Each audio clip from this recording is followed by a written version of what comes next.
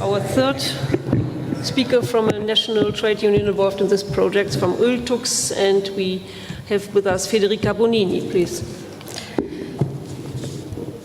Buonasera a tutti. Good evening.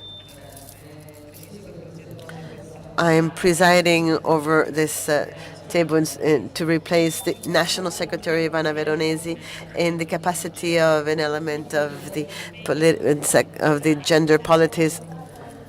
And I manifest the engagement of the women and minors. I recall that 60% of the subjects who are involved in the exploitation of sexual tourism are children and adolescents. As far as coordination, we are involved and we are convinced of the need for this initiative or initiatives such as this to better understand the sexual tourism, to know it, to report it, in order to eliminate these forms of violence that each day occur in the indifference, among the indifference of the people. The sexual exploitation of minors through sexual tourism and the prostitution of minors, violence of gender violence, and mutilations are all faces of the same coin.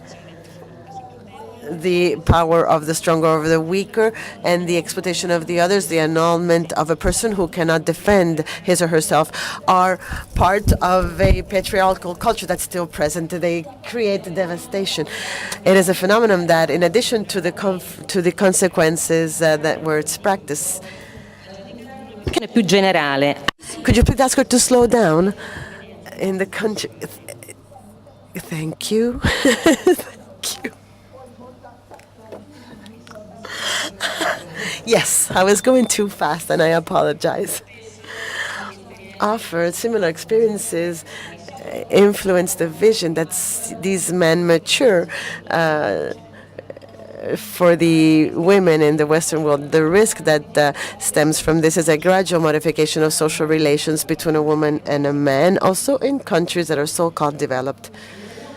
We deem important to cooperate in order to have preventive actions from a social standpoint, and education of the adolescents to sexuality, so that once they are adults, they are capable of having balanced relations. This phenomenon is born and fed by disparities. Under all its possibilities, its responsibilities falls, first of all, under those who actively feed this market, but also all of us who witness these cultural prejudices and the indifference of all everyday life. So we need a commitment and the mobilization of all social forces and an approach to circulate clear information about a phenomenon that is still too ambiguous. Thank you.